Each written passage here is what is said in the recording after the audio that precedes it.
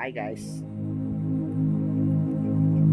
alam nyo ba na kung sino pa yung mga nag-hire ng impeachment kay Sara Duterte? Ayun pa yung maraming kalukuhan. What? Ayun pa yung mga kawatan magnanakaw sa kaba ng bayan. What? Di ba? Kilala nyo naman yung mga yan. Yung isa nga dyan pangarap ang maging presidente. Kanyang mga ebidensya. Ha? At yung isa dyan ay dating nakakulong. Lumabas pa nung nauto na rin yung mga bangag na presidente ngayon. What? Ha? At eto na, para sabihin ko to, ha? Kayong mga kongresista dyan na mga kontratista, aba, pag nanalo si Duterte, ay naku, ay magtatago-tago na kayo. Oh, eto ha, ano nang nangyari sa itinayo ni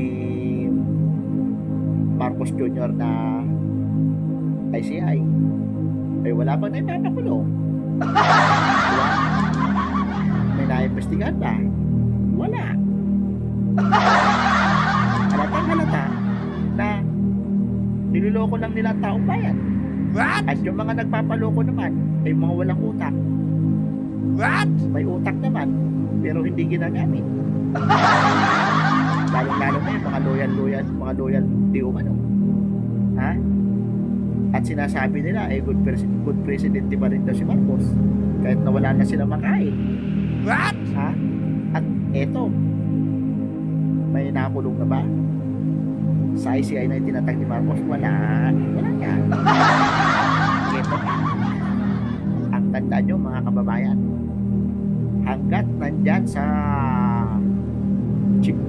Blue Ribbon Committee ang dalawang durugong sila Tito Soto at Tita Ping Lacson, ay nako, walang maimbestigahan yan.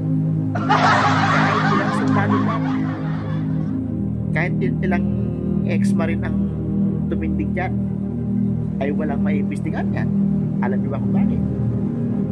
Ha?